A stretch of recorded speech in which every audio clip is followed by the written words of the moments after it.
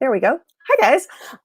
So I've been touring for a very long time. One of my dear friends that I have met while on the road agreed to come on and talk about movies, music, and just the craziness that's going on in our lives and reminisce about the ridiculous stories of what we did in our childhoods. So if you guys want to welcome Andy Glass. Hey Andy, how you doing? Hey, good. How are you? Good. So Andy and I met on Warp Tour in what was it, like 2015? No, Yes. 2000. No, it was way before that. It was like 2009. Um, okay, I think we did the first one 2009, Yeah, and then were you on 11 at all? I think so. They blur. Okay, yeah. I So just yeah, 9, we did 2009, 2011, 2015, and then yeah, that was it for the US ones, yeah. and then the random run-ins, which are Yes. always amazing. Always a good Um, time. so we'll talk about all that fun stuff and reminisce a little bit later. So Andy, you are the bassist for We Came as Romans, and you guys have been together for what, like 15 years now? So I think the band is coming up on 13 years. I've been in it for like 11 and a half or some change. I believe so. It could be right. Each year it gets kind of like more where I'm like, I don't know. They all start to blur, like you're saying. But yeah, around like 11, 12 years or so. And yeah, I've been touring since I was 18. I'm 31 now. And yeah, just doing the same shit. Yeah. So you have the distinct pleasure of touring without streaming services and Wi-Fi. Yeah, Um, so to get to our first kind unfortunately. of unfortunately, but fortunately, because it does Yeah, give you it's a like time weird to, thing, yeah. yeah, you get to like look out the window and actually see the country. Yeah, You're not staring at a screen all day. But what were the movies that you found that you absolutely like had to have on tour with you? um, so this is actually really funny. We didn't really watch, like, a lot of movies on our laptops, mainly because like, a lot of us didn't have laptops, but the we used to have this, like, you have your van and then your trailer, and we just bought this, like, really small trailer, and it was like a really nice trailer, but it was small. And then we crossed paths with this other band called Thorn for Every Heart, and then they had like this big trailer that was like kind of shitty, and like we were like, "Whoa, there's so much more space!" And so we traded them like on the spot, like, and it worked out great. Like we both ended up, they were downsizing, we were upgrading, and eventually we built like a cool little lounge in this trailer because we were like, all right, half the gear would go in it and then half would be like a lounge. So we built like this like little lounge, took a bench out of the van and put it in the back of the trailer, and like put a dresser in there and some other stupid stuff, and built like a separation wall from gear to stuff. And we had a TV in there with a VCR, and we had one movie, and it was Mission Impossible, and the first one, and we watched it nonstop. So I'm pretty sure Dave and I know like all the quotes from Mission Impossible. And I remember a lot of times, because we weren't 21 at the time, so like whenever we'd be, I don't know, like at home or something, and like I'd go to Dave's house where we kept the van and trailer, and he'd be like, "Hey, like let's go drink in the trailer." And so like, so our parents don't find out. So like we'd go to the trailer and like put Mission Impossible on and like crack some 40s and like drink. And so like, we'd always, like, me and him always know like Dinoculus is in the open, or like a mole hunt, and like, like all the Mission Impossible stuff. So that was like the big one. And then I remember we were touring, and a Mice and Men, Tino, their drummer, like rode with us for a couple days, and he played I think it was like the movie was called like Ninja Assassin or something like that. It was like a ninja movie that just came out. We were all like just, hanging out in the van watching this movie on this long drive. And so Mission Impossible is the main one, but I think once we got into like the bandwagon bus level, we started utilizing the satellite and TV more, and that's when we discovered Always Sunny. And Yes. yeah, and then Always Sunny like took over the whole WCAR franchise. That So sounds right. That yeah, makes so much yeah, sense. and it was actually in 2011. Warped was, um, Aaron from Start Clothing. Oh yeah. He rode with us and he was selling his stuff and he's like, you guys got checked out Always Sunny. And we're like, what is this? And then he had every season, so we watched the whole thing. It was like a movie night every night. So yeah, Always Sunny is like one of the tops for sure. So who was the Charlie of the band then? Who got the Charlie jobs?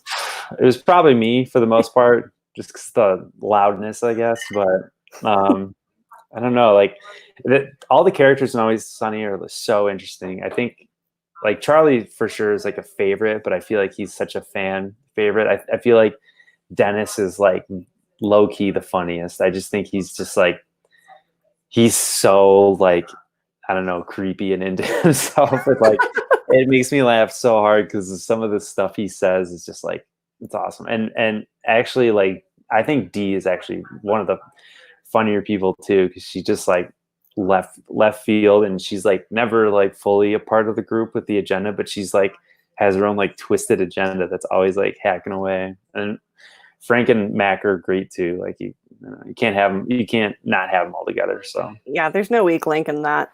Mm. But have you guys has your music used been in any movies or TV? Video games, right? For sure. We did like a couple things for like ESPN a couple times where they like played our song Hope on like it was like a women's basketball like thing, and then there was another one where it was they usually play it in like the hockey like games and stuff like that. We're all like huge Red Wings fans, and pretty sure we were on like a motocross thing for a second, like back in the day. I think it was mainly because like a motocross guy was like, I listened to this band, they like played a segment. So I don't think they were like plugging us or being like, oh, check this band's awesome. You know, I think it was just this dude was like, hey, I like this like underground band or something. And then but yeah, we've had, you know, we do a lot of like different stuff. Like our guitarist Josh is like really big in the gaming community. So he's like really cool with all the people at Call of Duty and Activision and a couple other like companies out there. And he just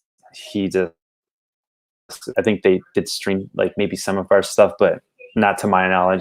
That's like not really my world. Yeah, we do some stuff like that. I would love to be on like a, you know, like a TV show or something, like a intro to a show or something like that. That'd be awesome.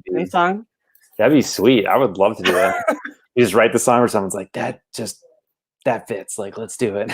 I would be stoked. I was actually just going to ask, you know, like what movie, type of movie or like director would you guys want to be associated with? Like with the whole Dropkick Murphys now is super associated with Scorsese because of Shipping Off to Boston and The Departed. So like, what kind of?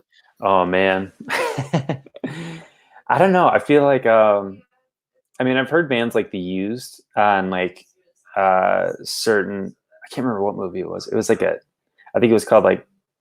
I think it was like a Titan movie. It was some Greek mythology movie, but like the Worm from a Bird like song that they have, like just the theatrics in the back were like in it, and I was like, oh damn! And I know A Perfect Circle has done like the song Pet like too, like the remix like is in like the old Fantastic Four movies and a couple other movies, and I was like, that'd be sweet. I was like, you kind of have to have like just the right kind of like. I don't know, the right kind of movie for something like us, because our stuff is a little bit more sporadic and all over the place, which is fine. But for a movie, it's got to, you know, it'd have to be one part. But I guess you could do it to like I don't know, like an action, like shooter kind of movie or something like, you know what I mean? Like, you know, like a thriller, like kind of movie. I'm sure you could do something like that. But I don't know, like nothing super in particular, you know what I mean? So, I mean, I could see you guys totally doing like a great team up with Guy Ritchie for like his next movie, because it's kind of badass and hardcore and gangster and stuff like that. So like I think that'd be so much fun to like, because like I remember when The Departed trailer first came out and I was sitting in a packed theater and all of a sudden I just hear the music and I'm like, oh my god, and like I think I like was that asshole that like pulled out my phone and like texted Ken Casey in the middle of it. I was like, I'm listening to your song with Scorsese, this is amazing. Like, you know, that's such a cool cross too, to like be able to like hear that and be like, oh shit, like I know this, excuse me, and I know this, like Yeah. I actually watched what was the name of it? Robert De Niro was just in it, and um The Irishman? yes, I just saw that, and I loved it. I thought it was great. I almost kind of wish they did like my brother actually brought this up to me, so I was like, oh, it was really good. It was just really long. And I Mm, was like, he was like, yeah, if they did it in like a 3 episode series, that would have been like, yeah. you know what I mean, really cool. But I dug it. I thought it was like really sweet. And Yeah. then Departed was really good, and yeah, so I would definitely love to do something like that. No, like maybe something, maybe they'll put like a breakdown of ours over some really intense part, but yeah, something like that. I don't know.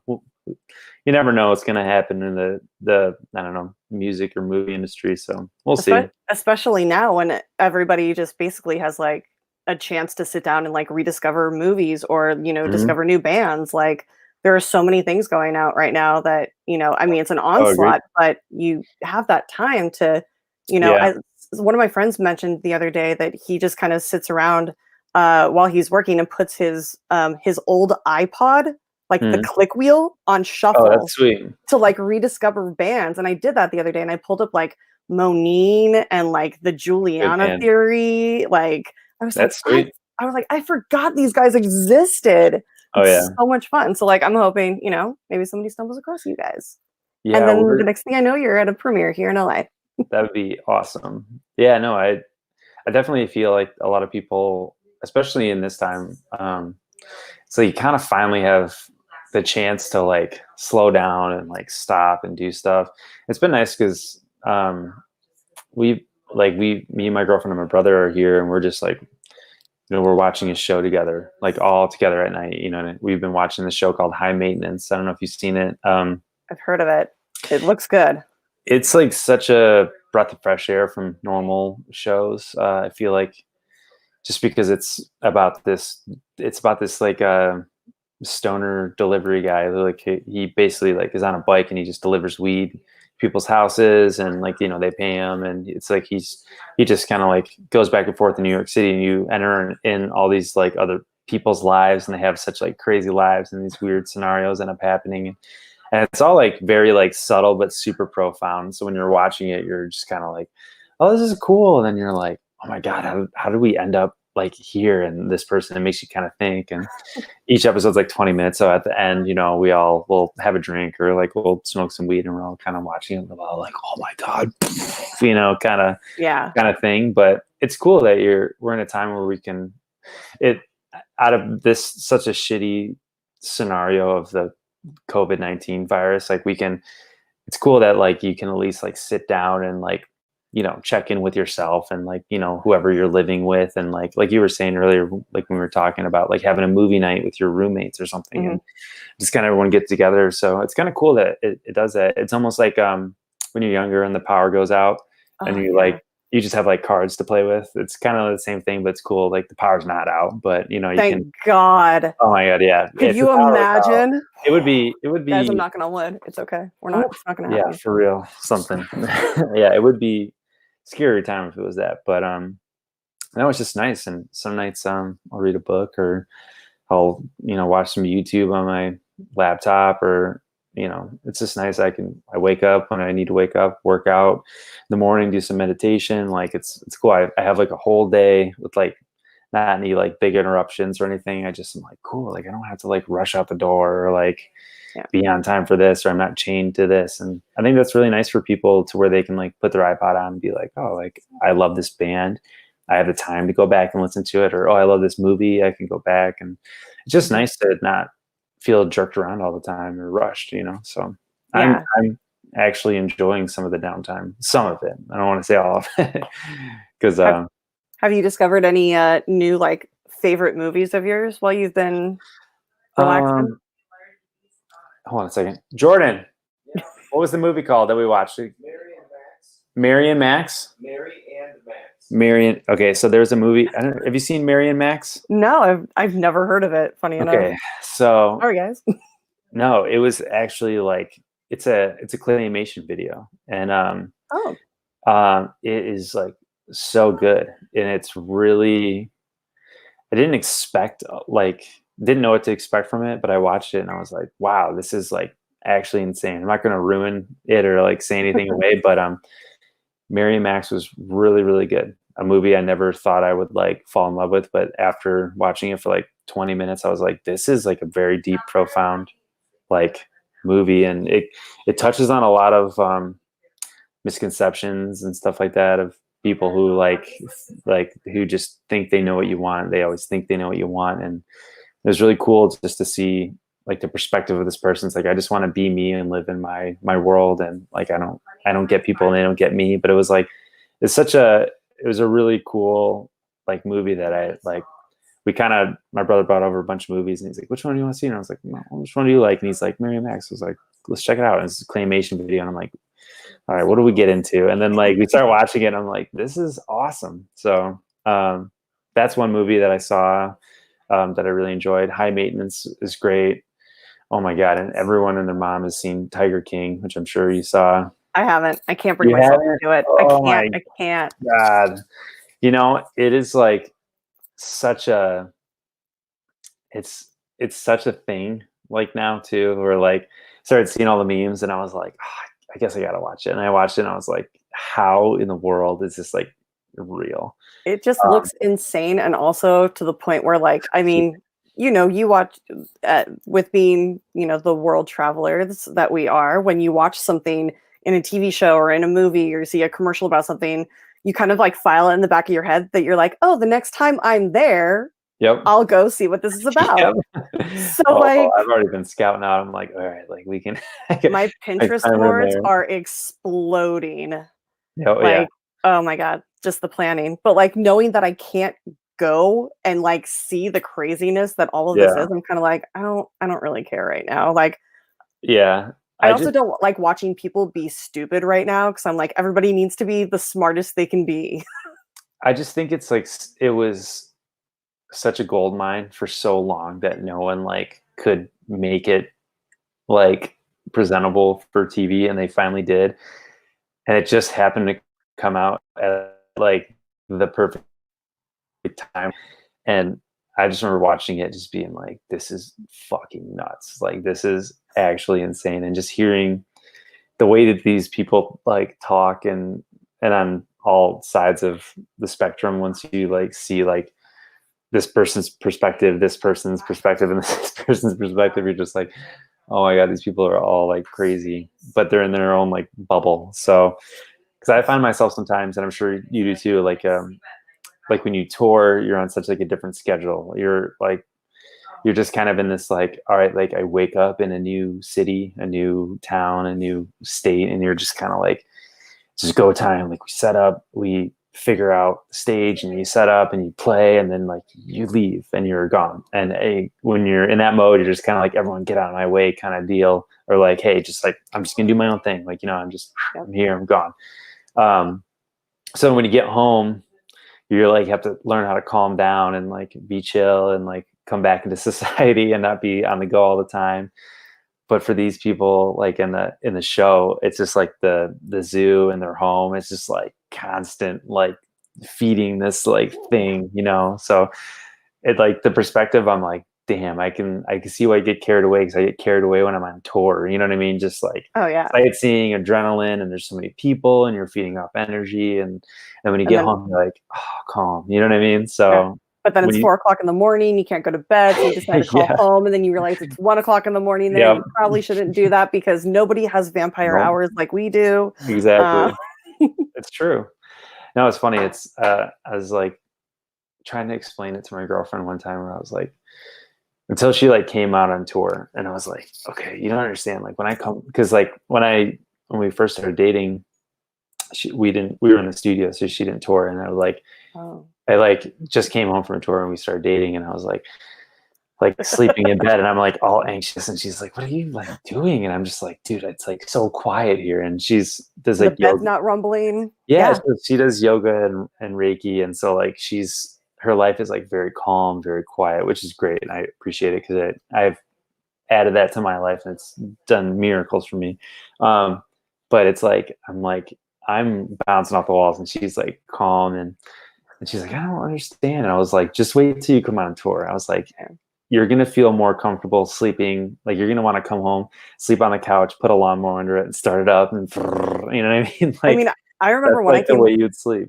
Yeah, I mean, I remember when I came home from my first Warp Tour. It was 2000. My first full year was 2006, and I got home and couldn't sleep for 3 days because Yep. I couldn't fall asleep. And my mom was like, "Hey, I'm going over, going over the hill to Santa Cruz. Like, do you want to come with me?" Within like, I don't even think we fully backed out of the driveway, and I was out like a light because the engine was running. Yep. I was sitting up, like it was the slightly most, reclined. yeah, it was the most surreal thing. She literally treated me like a dog that Yeah. day and just like did all of her errands, but like cracks the window and left me in the car. It's Yep. safe, it's fine. But yeah, it was hilarious. And then we got home and she like woke me up and I was like, are we leaving? She goes, You babe, good? we've been gone for like 5 hours. I was like, oh yeah.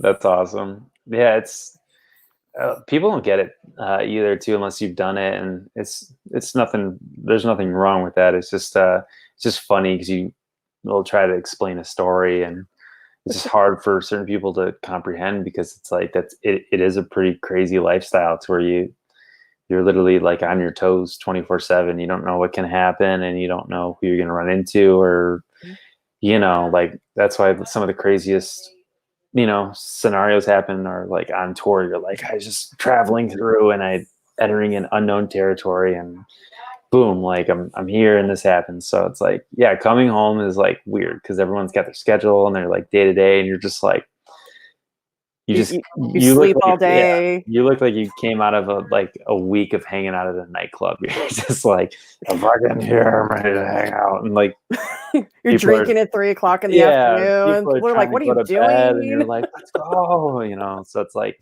it took me a long time to learn how to like just come down from, because it's like it's a high for sure. Like Oh yeah. you're the crowd, like the everyone else is just in the same boat. So it's like when you come home, you gotta like dial it back, and honestly, like even for a while, like because I used to like I used to like just when I was younger, you start drinking on tour, then like before you know it's just like this daily routine. And for a while there, like for me, it was like getting like a little like out of hand. And so I was like, all right, I gotta like dial it back. So I took like 6 months off drinking, and it was great. It was awesome. Yeah. I was like, I gotta like check myself a little bit here. And I ended up watching like a shitload of movies. Like, and I ended up borrowing a hard drive from uh, the drummer of Alisena, and he was just like, Jeremy, I think it's Jeremy, yeah. And he was like, he was just like, yeah, check out these movies.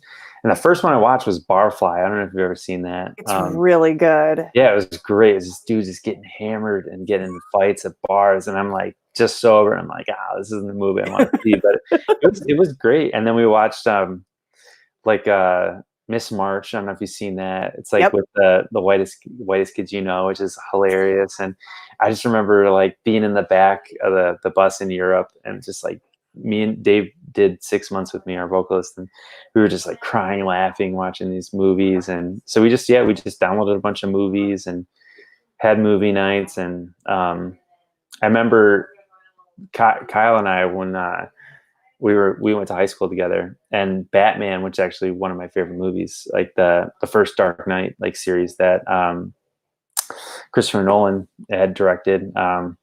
It was like like we went to go see it in theaters, and I had already seen it, and Kyle was like, "Oh, I want to see it too," So Yeah. we go to the movie theater, and we're like stoked to see the first Batman. It's back and it's awesome, and Kyle is like sitting next to me, and in high school he was like twice as loud, like on 11 all the time. So he's screaming. He's screaming in the That was movie. a loud dude. Oh yeah, he's screaming in the movie theater during all the opening not credits, but like the previews for other movies, and he's just like he's making fun of the movies, and the Arnold Schwarzenegger movie. He's just like making jokes like during the thing, and people are laughing in the theater, like they're like legit like laughing, and I'm like, this kid's fucking hilarious. Like he's cracking the whole theater up, and then like 20 minutes into Batman, I like turn over. He's out. He's passed out. Did not like couldn't even watch it. And then I like wake him up, and I'm like, dude, what the fuck, man? Like it's the ending scene. He's like, oh, we're done. And he like leaves. And then we were like, we grew up together. We're touring in Europe, and I'm like, we're splitting a bus with Bless the Fall, and Bo loves Batman. Yes. And yes, so he does. and so he's like, watch all the Batmans like right now, like we're doing it. So there's Bless Fall, Stick to Your Guns, and us, and we're watching all the Batmans, and sure enough, Kyle and I are sitting next to each other, and we're like, we're gonna do this. Like we messed it up when we were younger in high school. 20 minutes in, I turn over, he's like, he passed out again. I'm like, this fucking kid, dude, like wake up. So yeah, he didn't ever finish the Batman series, but I loved it. I thought it was really good, and yeah. Kyle's, you know what, guys? Everybody, if you have a drink, salute to Kyle. Yeah, here's to you, he's a Kyle. good dude. I think the last time I saw Kyle was when you guys were playing San Antonio, and I happened to have a night off on whatever tour I was out with, and Brian was so funny, your TM, because I kept like texting him, and I'm like, hey, I'm gonna stop by. I just want to see the boys. And he's like, I think tickets are sold out. I think we might have a guest list, blah, blah, blah. And I'm like, that's fine. I'm like, I'll trade you guys massages. And he's like, no, we can't. Like, he kept saying like, no. And I was like, you guys are beat the hell up. Like, for anybody who doesn't know, I'm actually a licensed massage therapist. It's completely useless right now. But it was a service that I provided on Warped Tour for the first few years. And whenever I see bands and stuff, like Jason, the lead singer for Authority Zero, has this terrible habit of gripping his mic and dropping his shoulders, so his whole neck and like right side is just fucked up. So whenever I see him, he's always like, yeah, can you fix this? can you help? Yeah. And so he kept like saying like, no, and I'm like, it's fine. I'm not asking you for money. It's a barter, Brian. Like, come on. But that was the night after Kyle got cracked in the head with a guitar. Oh, the guitar. Yeah. And it was like this massive stitch in his face, and he had bleached his hair blonde, which was just an awful choice. It was so bad. He got hit in the head with he bumped into Louis, or Louis bumped into him. It was like a stage accident. His string had like cut like in stitches, and Josh's sister, who was on tour with us, was like a nurse, and she's like, this is bad. Like, you fucked up, kid. And he had to get his shit checked out, but he was good. After that he pulled it together. But yeah, that was a rough tour. We were all like, he fell apart with the eye. Someone else got hurt too, like with you some guys kind were of injury. Mess. Yes, like we were, and it wasn't even like a mental state mess. It was more of like just bumbling. Physically something happened to everybody on that tour. Yeah, so there was that, and it was San Antonio. Yeah, that was last time I saw him. Yeah. Mm-hmm. But going back to when you said that the whole drinking thing, so there was a night on Warped Tour. I want to say it was 2015 or 2013. And we had prom the night before. And I know you're wore going to the kill me dress. for this, but this is my favorite photo of us. Oh my God. That was the night after, or that was the night of when our bus crashed into the back of Real Big Fishes. Yep. And my back was screwed up, so I was popping pain meds and muscle relaxers all day. And then it was prom, so everyone's drinking. So I was a very toasty shade of drunk, and as were you. I mean, you can't tell. Let me see if I can remove this because it looks hilarious. I am actually grabbing your non-existent boob. Weird shit happens on Warped Tour, guys. Don't judge.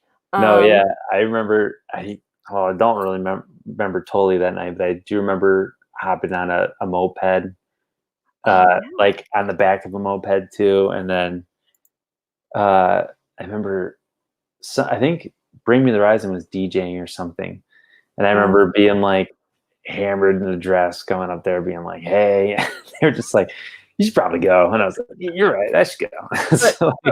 My favorite thing was the next morning. Because your bus driver and my bus driver became very good friends on that tour, and so our buses would always park like right next to each other. Right next to each other, yeah. And I remember walking off our bus at like 8 o'clock in the morning, getting ready to like go in and load in and stuff like that. And everybody just smelled awful because we were in Texas and it was like 115 degrees. And everybody just we were all sweating out the booze that we had drank in copious amounts of the night before. And I walked out and you guys had already had your gym set up in front of your bus. Oh yeah. And you were sitting on the weight bench with your head in your hands. And I'm not even joking, like the palest tinge of green. You looked so fucking sick. So I like ran back on my bus and I had one bottle of Pedialyte, the strawberry kind. And it was in the fridge. It was so nice and cold. And I like ran off and I like came up and I'm like, hun, and you're just like moaning and groaning. I'm like, you need to drink this. And you're like, no, I don't want to drink anything ever again. That was my favorite, one of my favorite Warped Tour memories. The shitty thing about like, at least back then, was like I had a good rebound of like I could like drink and then be like, oh, I'm good to go. You know what I mean? I'm like, the young blood like mentality. And I remember David always, 20s. Dave would be like, just work out, and I'd be like, all right, okay, and like he'd sweat it out and be good.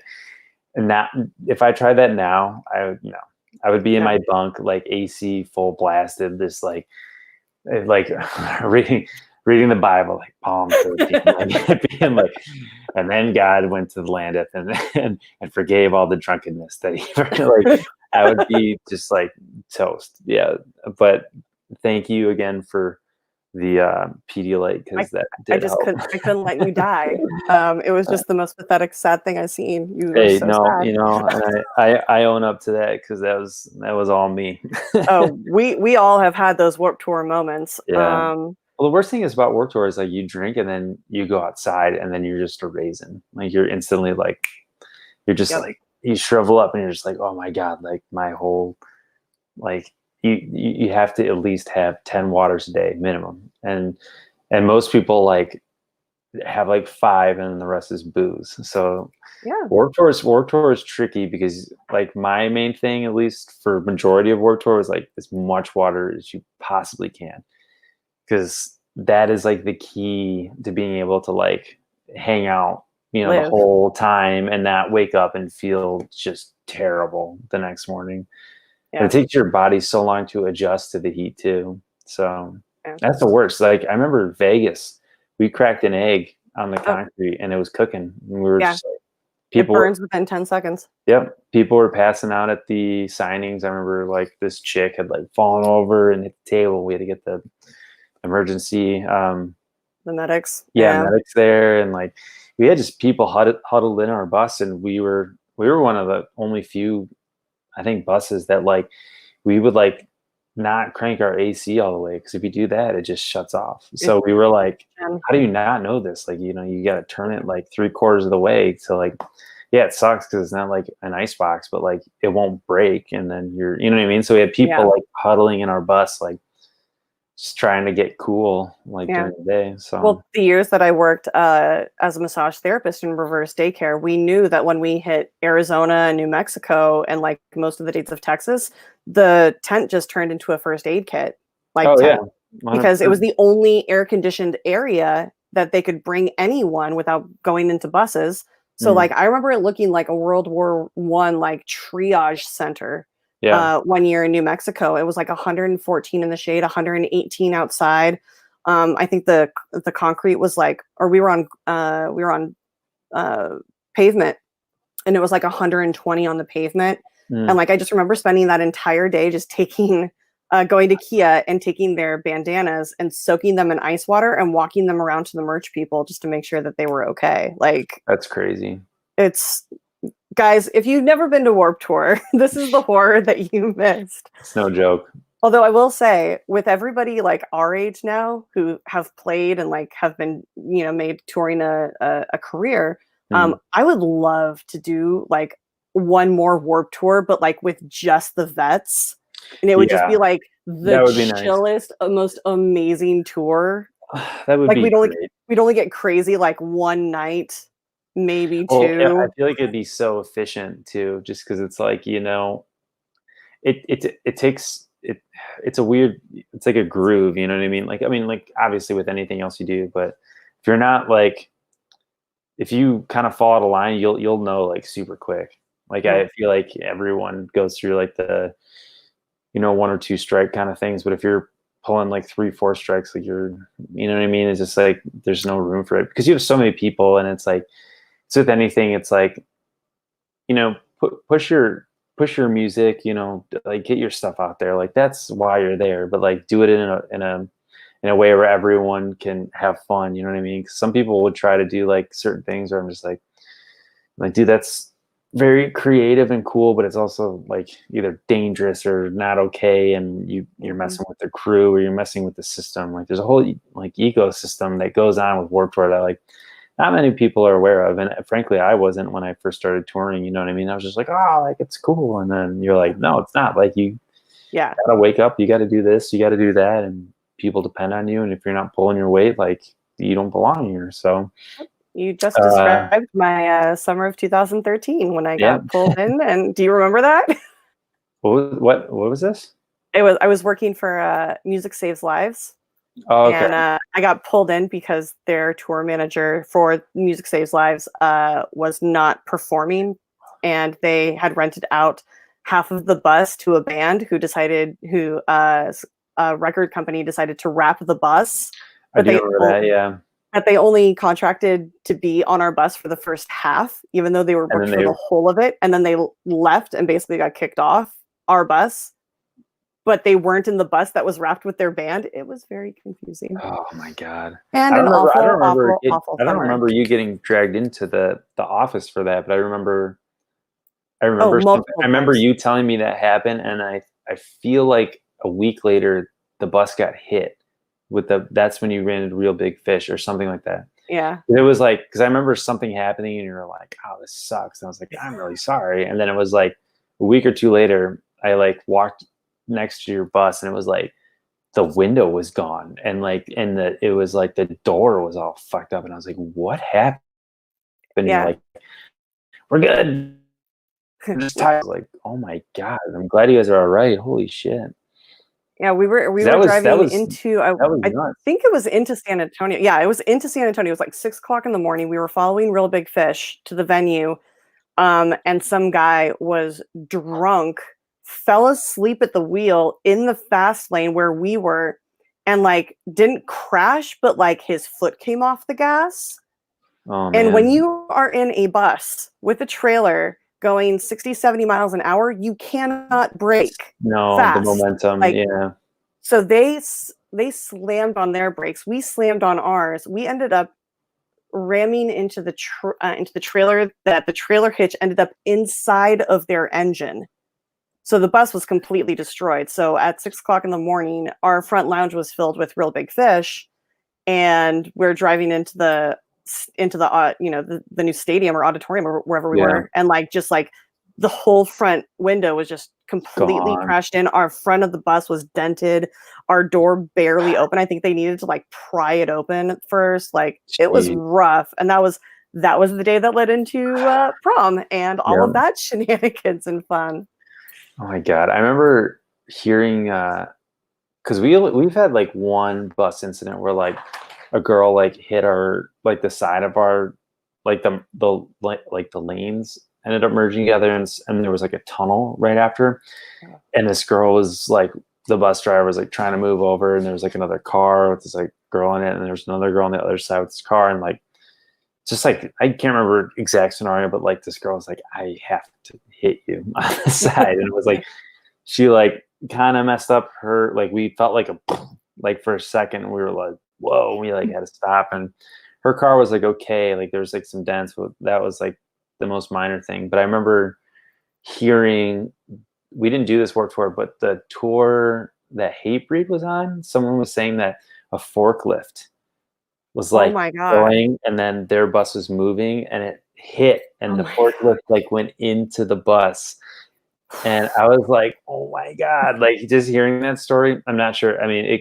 it could be like a rumor or something. I don't really know because yeah. someone on that tour told me. I'm sure it's probably true, but you know, you hear word from mouth and the story builds to maybe something different than what it is. So I don't know the full context of the story, but I heard that and I was just like, dude, Hatebreed's been touring forever. to be like the on the older tier of bands still killing it and being awesome and touring, and then having something crazy like that happen, which is supposedly supposed to happen in your younger years of touring, you know what I mean? It's just crazy to hear. So yeah, Warped Tour, you never know what you're gonna get. It's just like, that is incredibly true. Okay, so a few people have questions. Alex is helping me out. She's amazing. Her name is Alex Mack. Everybody who knows her from Call to Action. She is amazing. And if you can help pull up some questions. Okay, so David B is an amazing, amazing musician. He helps write. He's written some themes for a bunch of players and teams and factions that are in the movie Trivia Schmodown. But if you don't know what the movie Trivia Schmodown is, just Google Schmodown Entertainment Network. You'll find it there. We started our 7th season. It's been put on pause lately. But David asks, which cover for Punk Goes Pop was your favorite to make? We did the Justin Timberlake one, My Love, and then we did 2 Taylor Swift covers. I think Trouble was really fun to do, just because like the overall I guess like the experience of like doing that with the video also was really cool, because we recorded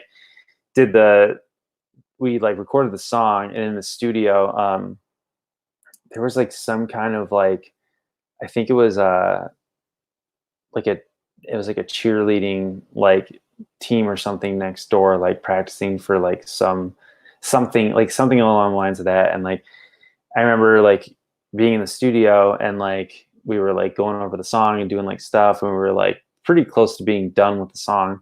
And I went to the gas station to get like a coffee or something, and I like came back, and all of a sudden there's like all these like girls like in this vocal like booth, and I'm like, what is going on? And the producer Nick's like, oh yeah, like there's all these like girls next door, like, because it was like in this compound where all these like businesses are connected, and in the studio, and they were like they were all doing their thing, and I need like voices for the like like trouble. So like he's like, I just asked them to join. And so like there's all these girls in there going and so we're like, whole band's like drinking coffee, like, this is great, yeah, it's cool, yeah, be on the record, you know. So what you're saying is the background vocals for Trouble are legit cheerleaders. Yeah, I think that's what it was. Is it like a yoga thing going on, or a cheer group or something? But I just remember walking in and being like, oh, cool. And then they like all laughed at me, like finished up the song, and I was like, that was sweet. And then like a week later,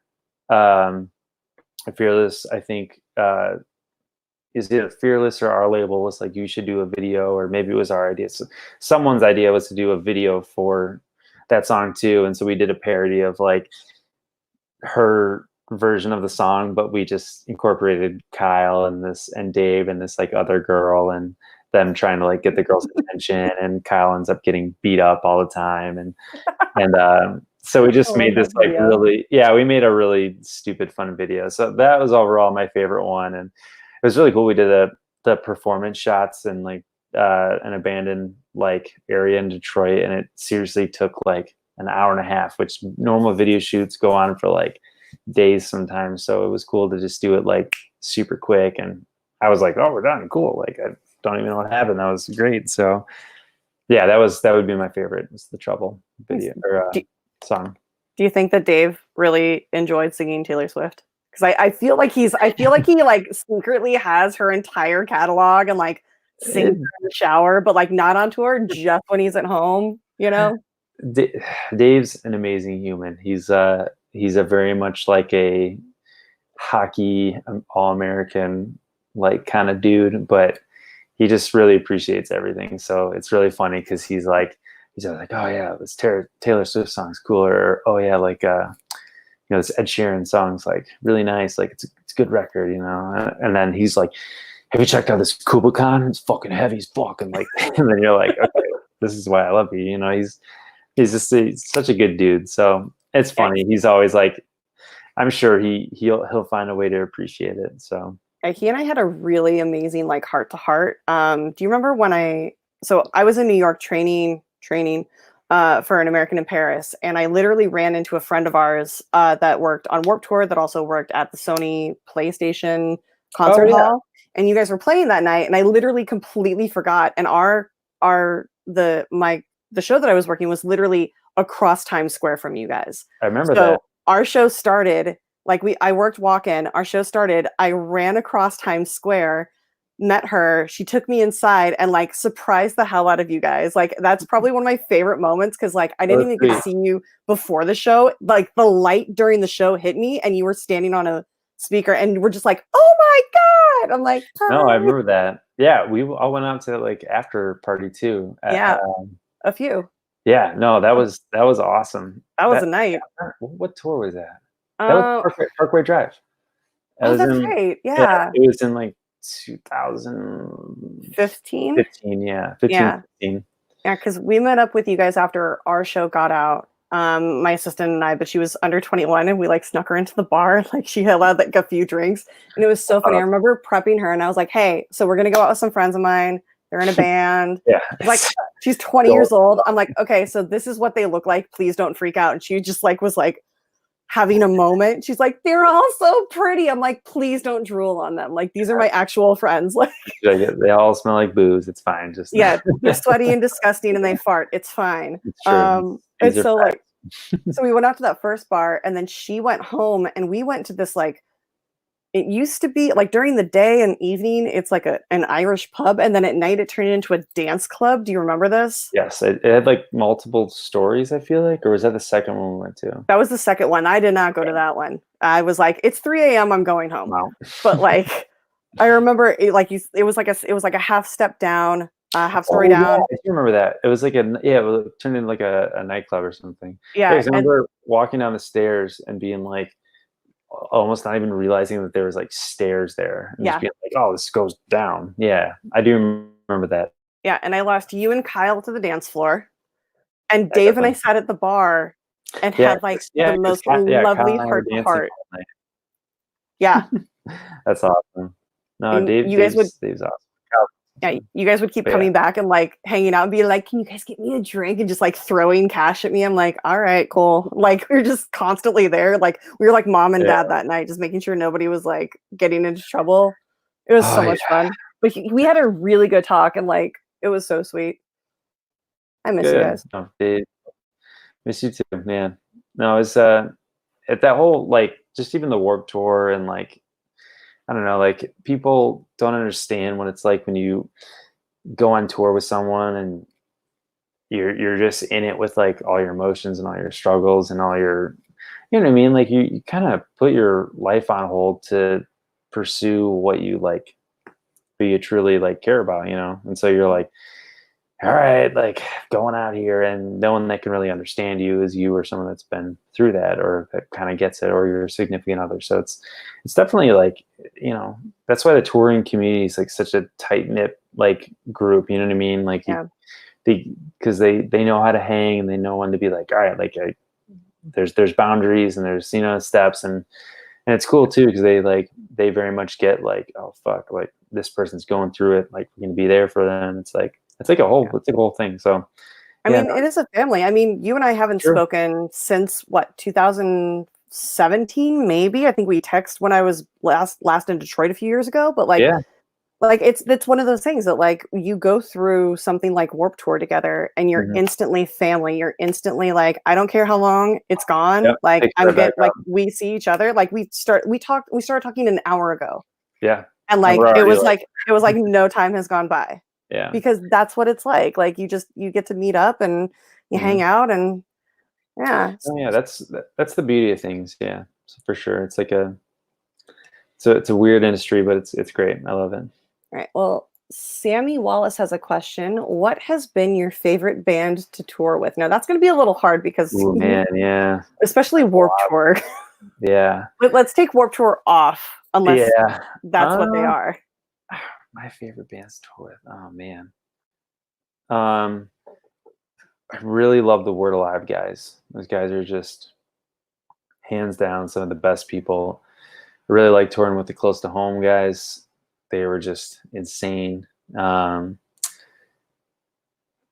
trying to think of like other bands I really love to tour with. There's just so many, and they're all so fun to tour with. You guys did a few with August Burns Red, right? August Burns Red's definitely up there. Bring Me the Horizon. Memphis Mayfire. Yeah. Bring Me's great. I love touring with them. They kind of like do their own thing, which is awesome. We'd come hang out in their bus like a couple times, and they're great. But I feel like as far as like bands where I could like be home and like text and be like, hey, what's up, or I'm going through this, or want to FaceTime, like definitely more like Word Alive. Like those are the dudes. Band on Ships was great. Those guys are just so funny and stupid. And there's just, I don't know, probably those bands. And then I'm trying to think who else. There's just so many. I personally love touring with like all the bands just because I'm a social butterfly. Mhm. So I like just hanging out when I can. But yeah, those bands are really great. It was actually really fun to tour with Prada again on this last run before it got cut short for the virus. But yeah, We're Alive. Those dudes are just, we met up with them in Japan a bit ago, and the I Prevail guys are great to tour too. We actually did an I Prevail and We're Alive tour, and that was just awesome. So but yeah, those bands are great, and I'm sure there's a bunch I haven't mentioned, and I feel bad. Sorry, sometimes I put on the spot, but yeah, those are a few names. And it all tends to just mush unless you think about it. All right, so we got Dylan has what was it like being so far ahead of the curve in the scene, having the positivity focused lyrics before it became trendy 2013 onwards with other bands? Because you guys, it sounds so weird to say that you're like a Christian metal power rock band. Like I don't even know how to describe you. Yeah. No, but like, that's fair. That's fair. But you guys have like this really beautiful, like uplifting and hopeful message that goes along with your songs. Like I have a ton of your songs on a mixtape or on a playlist that I listen to before I have a match for the Schmodown, and like it just gets me pumped up and like in a really good set of mind. So like, yeah, you guys were ahead of the curve. So talk a little bit about that. Well, first off, thank you for saying that, Dylan. I really appreciate that, because not a lot of people like know that. Sometimes, you know, they just think it just, you know, kind of happens. So it's really cool that you recognize that. And yeah, I would say, what's that? I got smart friends. They know their stuff. But yeah, I don't know. It was really cool to kind of be like at first we were like kind of like a Christian band. Like we all were Christian in the group, or at least most of us were. And a lot of the lyrics Josh was writing were very Christian based, but kind of made it we didn't want to make like any limits on it to where you would feel like discluded if you weren't Christian, which is like really important to us. So we were like, all right, like let's make it more just like maybe positive. And we toured this band back in the day, Wings Led, and they were like this negative kind of band, which is like totally fine. We were great friends with them, but we were like the positive band, and we always used to joke about making a t-shirt that would be like Posy band, you know, WCAR, and and then negative band with wall, like with Wings of Lead. So we always like had the joke going back and forth, and we just kind of kept pursuing the positive, you know, kind of things. And songs like Dreams came up, or it was like Follow Your Dreams. So I think it was just kind of like this upbringing, like when we were all in high school, and we all kind of came from Christian backgrounds, and we started just kind of like really wanted to play this like heavy metal music and wasn't really accepted. So we just started putting this like positive twist on it, just to like, you know, make people that maybe were uncomfortable with it feel welcome. And it ended up going like a lot farther and longer than what we had like thought.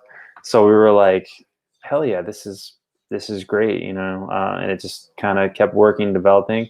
So it felt really good to do that, and it still feels good to do that here and there. I think as we've gotten older, we're like really want to write certain things of like a little more grittier emotion and be a little more transparent, which is like kind of hard to do in certain steps.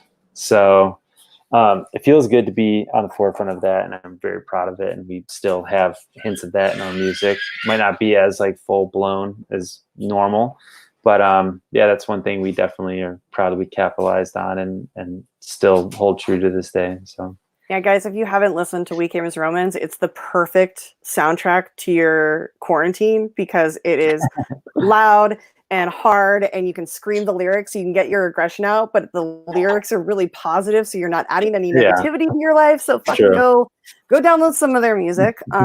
You'll thank me, I know. Dylan, for sure, I fell in love with you guys after hearing the EP. Yeah, for sure. Oh yeah, that's awesome. And then I got old. And we got old too, Dylan. Hey, it happens, you know. Yeah. Okay. So Sammy has been dying to know. I know it's probably not intentional, but why is it that you've never cursed in any of your songs? Oh, well, first off, hello, Sammy.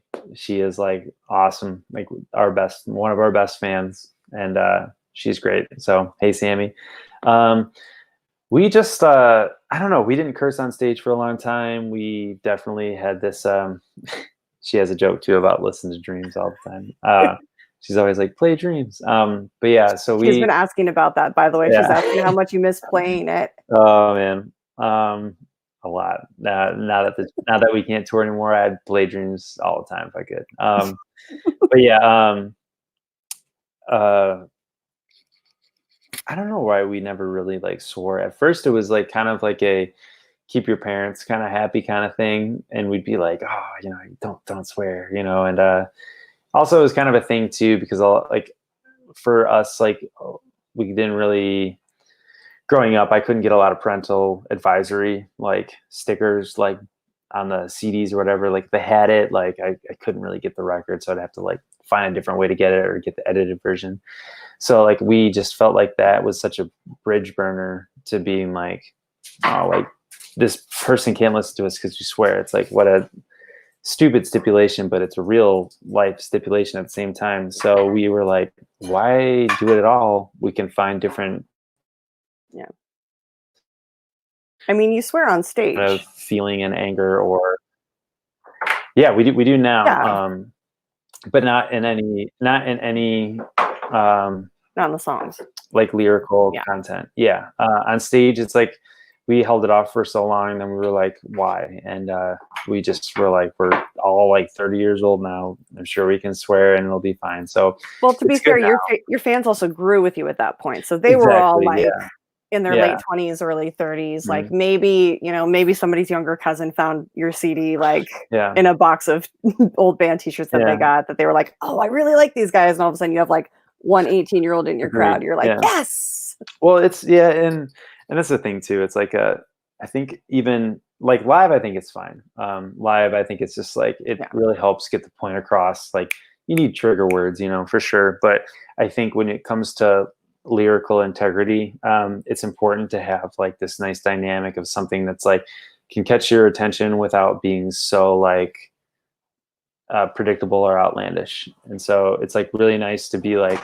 hey, here's like the same emotion just put in like a calmer like context, or not even, I guess, a calmer, but like a more, I don't know, just like elegant way of putting it, instead of just like just dropping something that you can just do off something like really quick. So yeah, and then it's just not really in our nature to be like kind of like that. So that's the best thing answer I can give.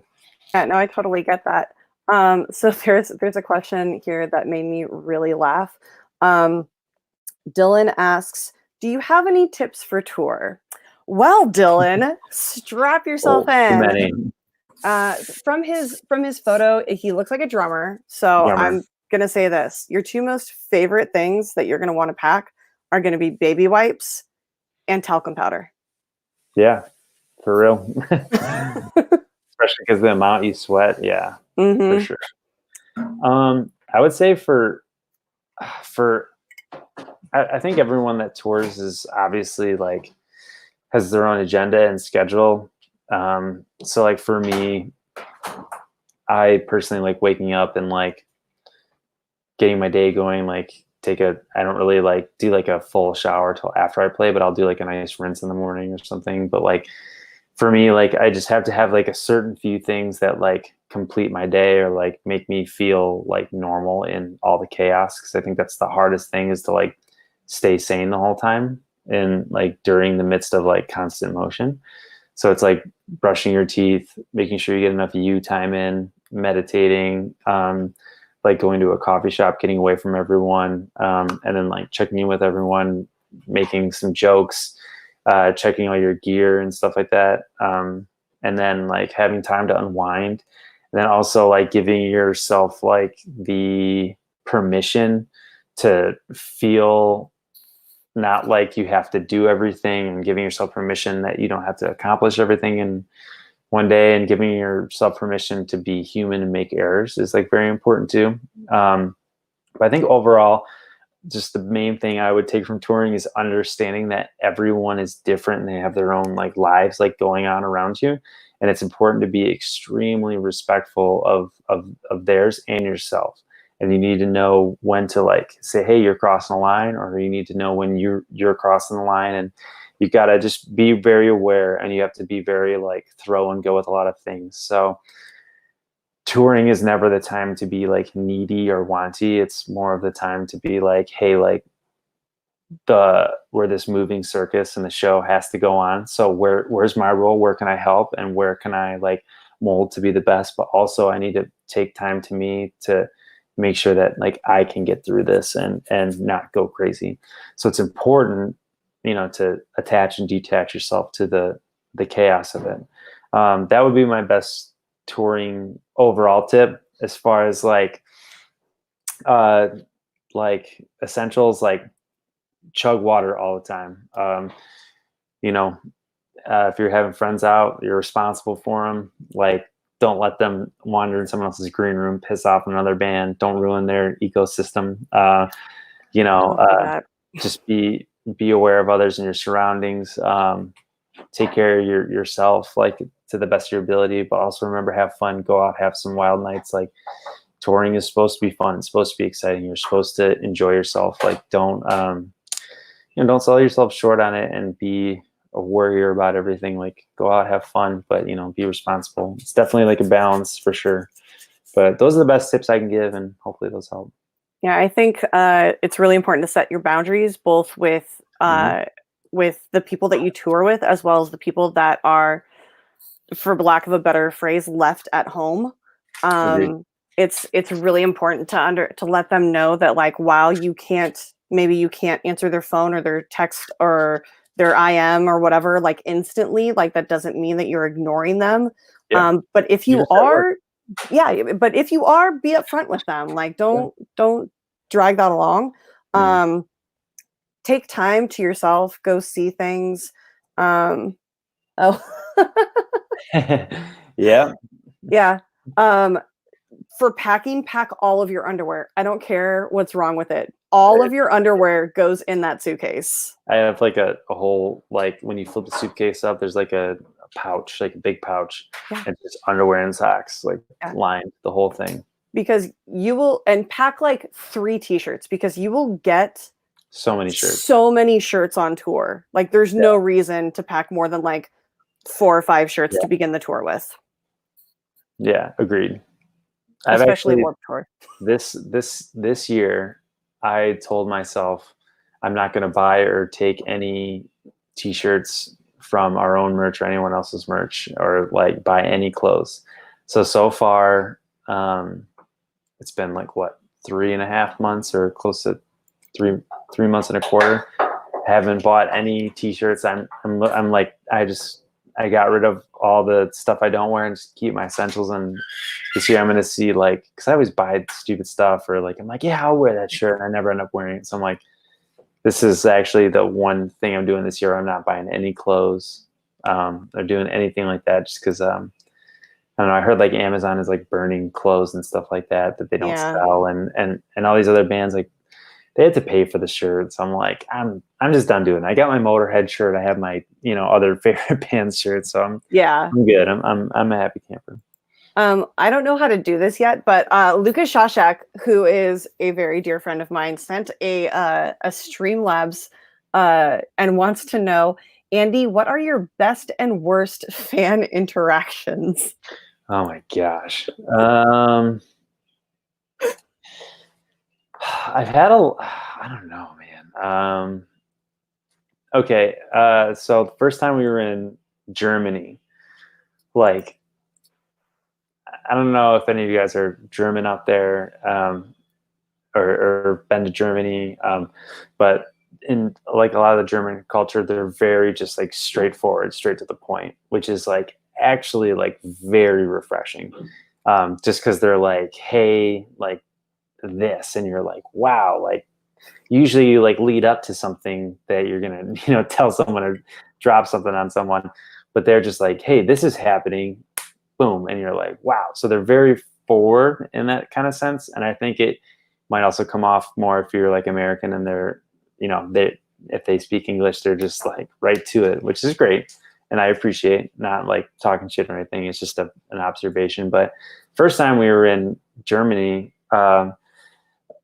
we took shifts at the merch table, so I'm trying to figure out all the money, and like I'm like 20 years old, and I'm like in Germany for the first time. It's like we play with Parkway Drive. It's like a 3,500 cap room, sold out, and I'm like selling these stupid T-shirts of ours with like dinosaurs on them, and I'm like, this is I love great. that shirt. Yeah, I'm just like, what is going on? So I'm like, and it's like I remember doing it, and I remember this couple German, like this dude comes up, and he's like kind of being a little straightforward with me, and like I'm like, all right, and then like asking me all these questions, and then like come back a couple of years later, the same dude comes up, and he's hammered, like as always. Like the second time, like, here comes this fucking dude. I know this dude. He talked to me last time, and he comes up, and he's like, just like shit faced, and he's just like, he's like, you guys are a great band, and I was like, hell yeah, thank you, man, good to see you. And he's like,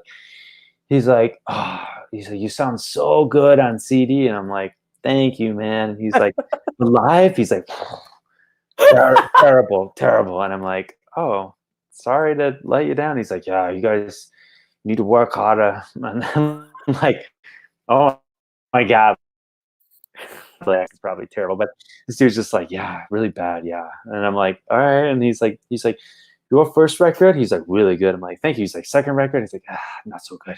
And I'm like, okay, like this dude's like, I don't know what's going on here. And then he's like, you guys look different, yeah. And I'm like, yeah. He's like, you're aging kind of poorly, not the best. And I'm like, okay, dude, like, Oh all my right, God. like, I'm trying, dude. I'm on tour, you know what I mean? And so Like, I eat like shit and I sleep 5 hours a day. Fuck yeah, you.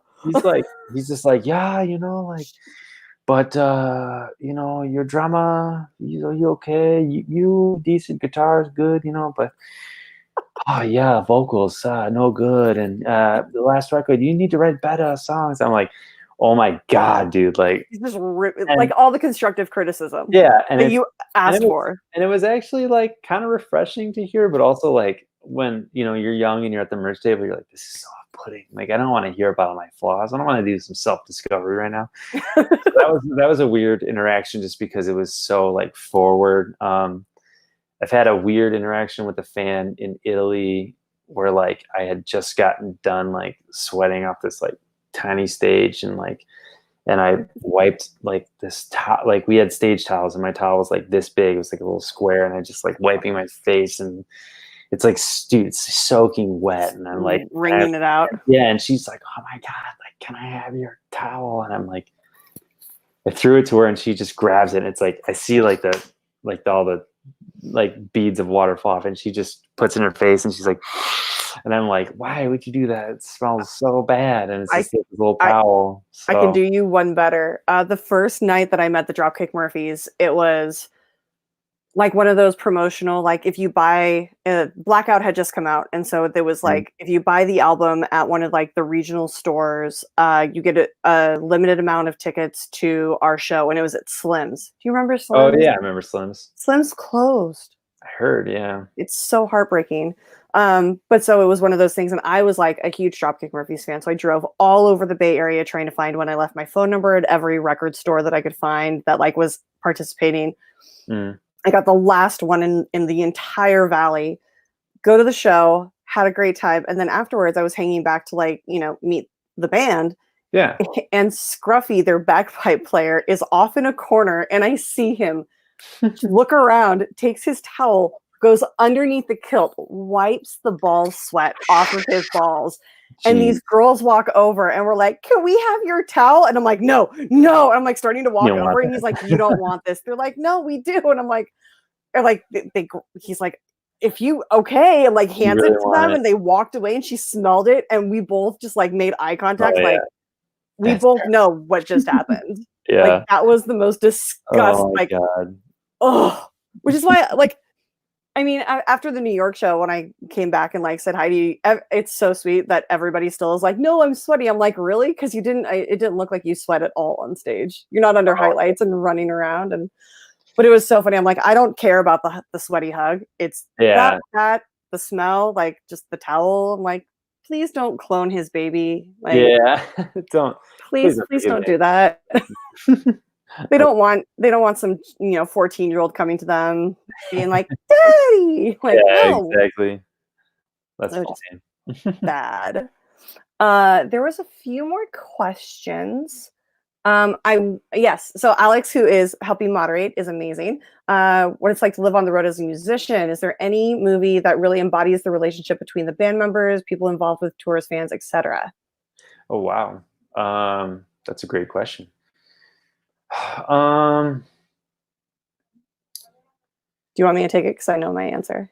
Yeah, what's yours? So the night before I leave for any tour, I would always watch Almost Famous. Oh, okay, that's really good. Yeah. And it is one of my favorite movies of all time. It actually depicts tour life pretty accurately, like in a soft focus kind of way. No, it does.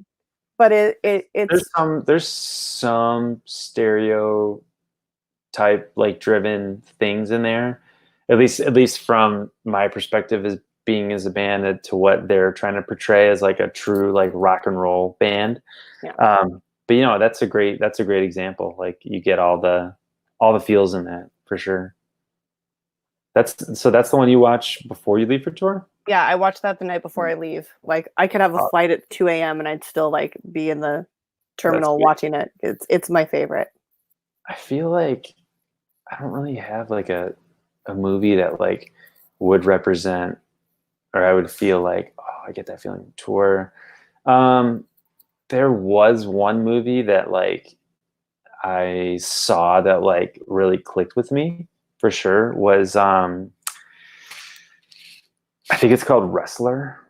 Yes. The Wrestler. The Wrestler with oh my God, why can't I pull his name? Sorry guys, I know I've been drinking. He's the dude that was like the bad guy in Iron Man 2. Yes. Yeah, I can't remember his name either. Guys, comment if you know it. Yeah.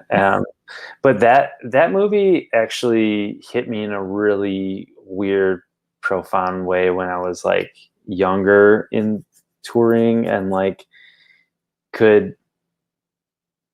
like you see all these bands like come and go, and right when we were at the time of like climbing, I like watched this movie and it was like, oh, this dude like was keyword like this really famous wrestler, and like had all this fame, and then he had his time, and then he like it like dwindled away to, and then he had to like get like a real job and do all these things. And it was like, this is more on like the heavier side of things. I wouldn't say it's more of like an uplifting, like, yeah, we're on tour. But for me at the time when I did see this movie, I did reflect on it in a sense of like, oh, like you have to understand that like, hey, you're not the only person that's done this. You're just doing it in a different kind of fashion or a different kind of way, or, you're just the next kind of band or musician to come around and doing it. But there is like a real big reality of a shelf life, and you have to be able to stay. That movie taught me to like, hey, like you have to be able to stay relevant. You have to be able to like keep feeding your soul and your art, in like a certain way, or else it will be, you know, people will see through it and it'll be like contrived and they'll be like, oh, it's not real, it's not authentic anymore. So for me, that like hit pretty hard, because like when you're young and touring, you're like, oh, I'm on top of the world, I can do this like forever. And then you get older and things change. So probably not the answer people were expecting, because they're like, oh, you tour, it's awesome. And it is awesome. But also like there's a really big reality of like, hey, these things like don't always last forever. And so it's like, what do you do to like, you know, to cherish that time? And I think that's kind of with any career or whatever, or passion you have in life. It's like there is like a time limit to it, and you should take advantage and live in every moment of it. So for me, that was like the big thing that I like took from that movie. And when I remember seeing it, and I was kind of like I was kind of in myself in a daze with touring and stuff like that, and was just like, oh, this is gonna keep going, it's just gonna be great. And it really helped pull me out of that and be like, okay, like these things can end, and you got to be like smart about this. And, you know, to be a band for 10 plus years alone is extremely difficult, and it's not easy. So, yeah, you got to learn to roll with that.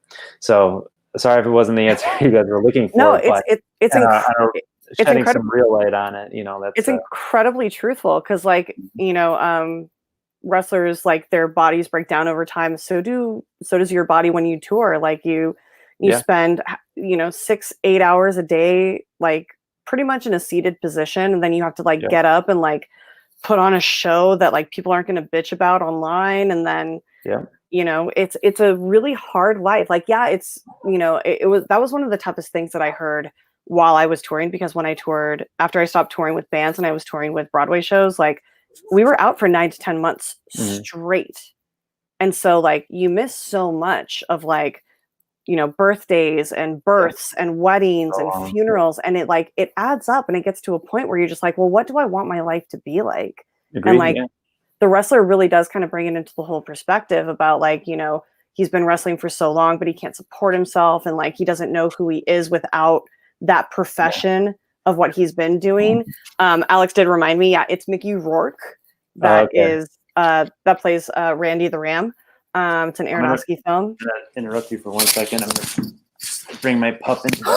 You know, you can always interrupt me for a puppy. Hi, sweetie.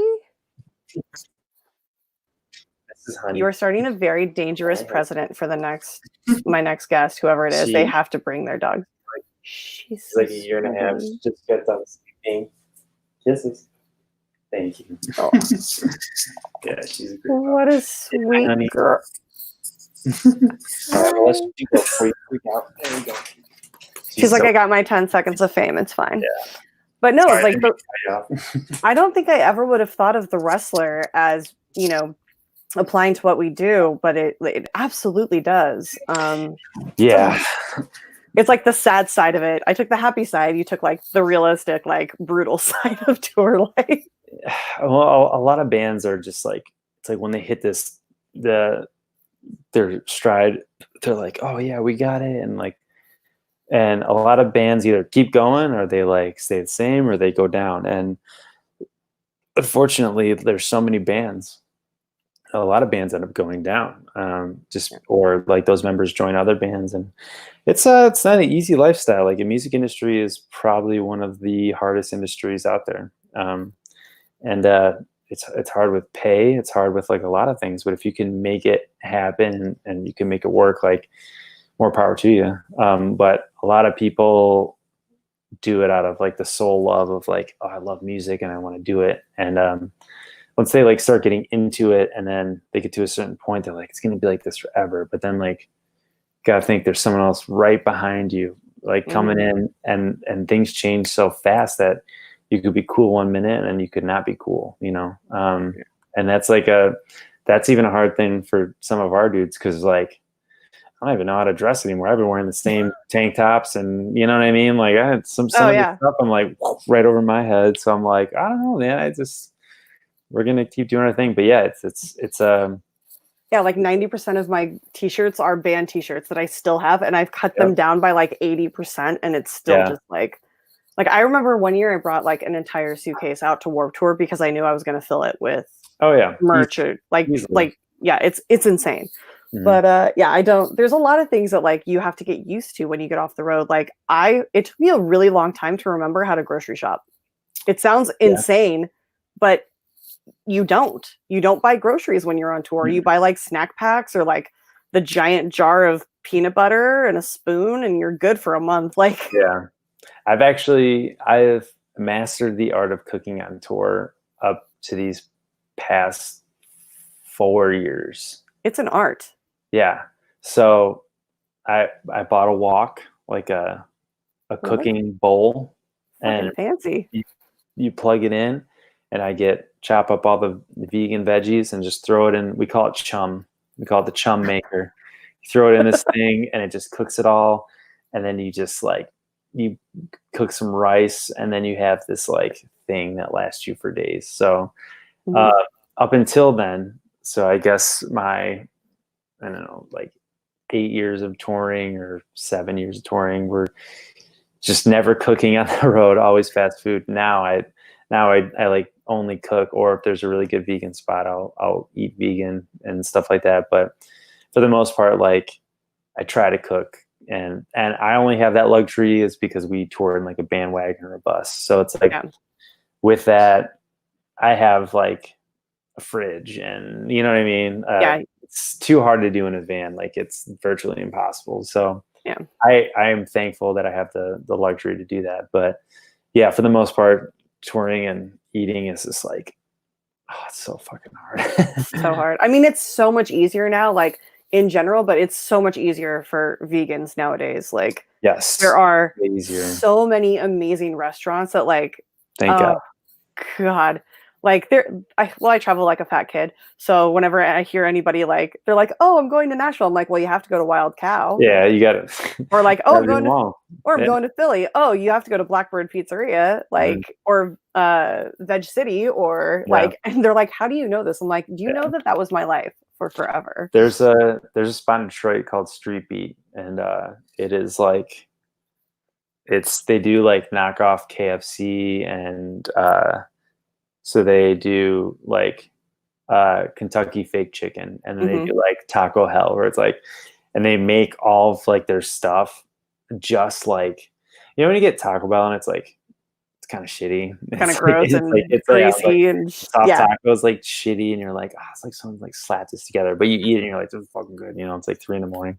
So that's how they give you all the food. So you're like, you feel like you're just at this like fast food joint. You're just like, this is so good. And then you leave and you're like, that was all healthy for me, probably other than the soy, but like that was all good for me. So that's what I've been getting down on, or was until Corona. But when I was in Detroit, I realized that they deliver to the Fox when I was there with John Leguizamo, and I was like, oh my God. Yes. I was like, here's $70. Like I just hoarded so much food. That's great. Oh, good. God, I miss that. Okay. Sammy has been dying to know who does she have to anoint to get y'all to tour or collab with Devin from Icy Stars? Can I just preface this by saying I'm so proud of the man Devin has grown into, because he was kind of a shit in his 20s. I mean, everybody was. Yes. So I do a lot of design stuff for Devin and Shy Beast and all that too. So, and I actually texted Devin the other day because I came across, we and I grew up together. So I don't know if a lot of people knew that, but so I have pictures of like, this is me and like my old, like the old WCAR days. I came across this old photographer that like had all these pictures of us, and this is Devin when he's literally like 15. Oh my God! Sent it to him and was like, dude. I was like, yo, and like just a bunch of pictures. We were just coming back, but we were actually talking about, funny that you said like before the touring days, like the laptops or the, you know, convenience of like watching movies all the time. I was telling Devin, I was like, dude, I used to have a flip phone, and like I would like lose it on tour, like literally, like, and have no phone. And I would just be like, oh, fuck, I don't have a phone for the rest of the tour. And I would go like 3 weeks without a phone. Yep. Thinking about doing that now is like mind blowing. But I used to just not care.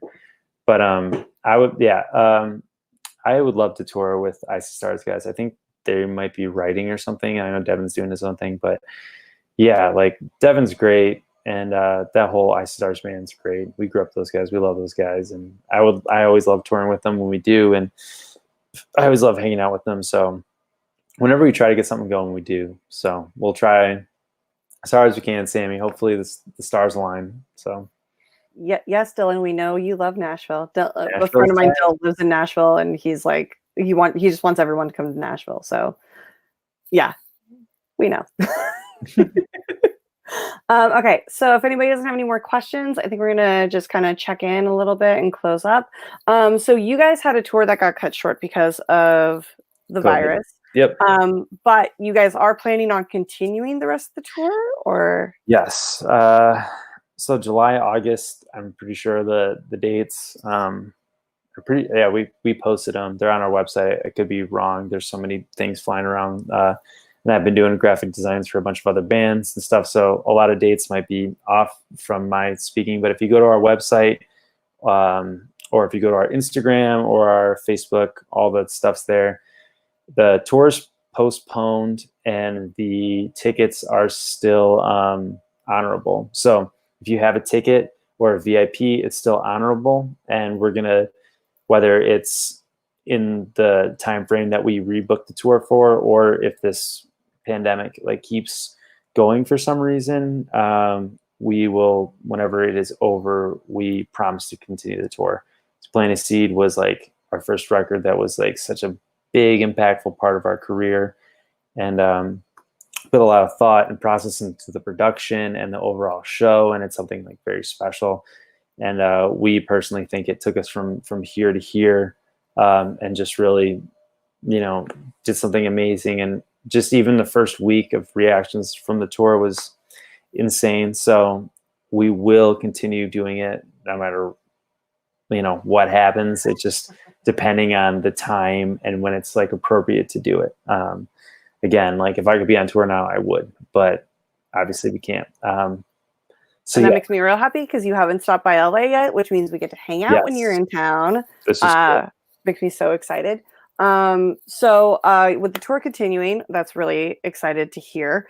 What are your plans for the rest of right now? Are you guys like writing? Are you jamming? Are you like? Did you say for the rest of the year? I think you cut out for a second. No. Like during this whole like downtime because you're not touring. Are you guys like hanging out? Are you guys writing anything? Yeah. So we're writing the new record right now. I am doing mainly like graphic design and the figuring out the album like theme and stuff right now. And Josh and Dave and the producers are working on the record, and they obviously can't all be together. So it's like kind of here and there, and we still have some co-writes that we're working with and stuff like that with other artists. And but for the most part, we're just focusing on the record because we have the time to like sit and do that. So yeah, we're just kind of doing that and making sure our European schedule also is kind of locked tight too, to make sure we can still go over there. A lot of the festivals that we're planning on happening are still like figuring their stuff out, so we don't know anything till they know. But for the most part, we're just sitting tight. We're just writing and just trying to do what we can to keep our fans engaged and to keep our social media platforms rolling so that we can keep engaging people and keep our jobs afloat. And so that's all we can do, and we're just doing the best we can. Yeah, awesome. I am so looking forward to the first concert back out of this. I think it's going to be insane. Oh, yeah. All right. Well, thank you so much for being on here. Go ahead and tell everybody where they can find you on social media, and we'll pimp you out, and everybody follow them. Awesome. Yeah. So you guys can follow the band at We Came As Romans on Instagram, Facebook.com/We Came As Romans. If you just went to Google and typed in We Came As Romans, all of it'll show up.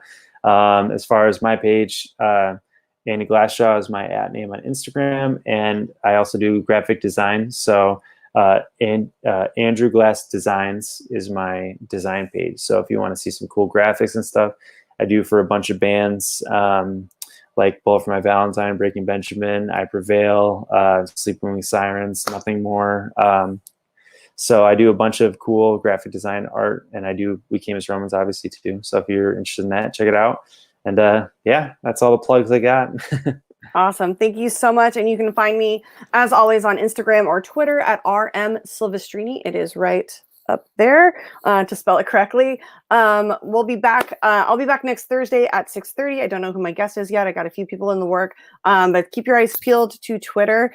And again, thank you so much for being here, Andy. And we will see you next week, guys. Thank you so much. Take care.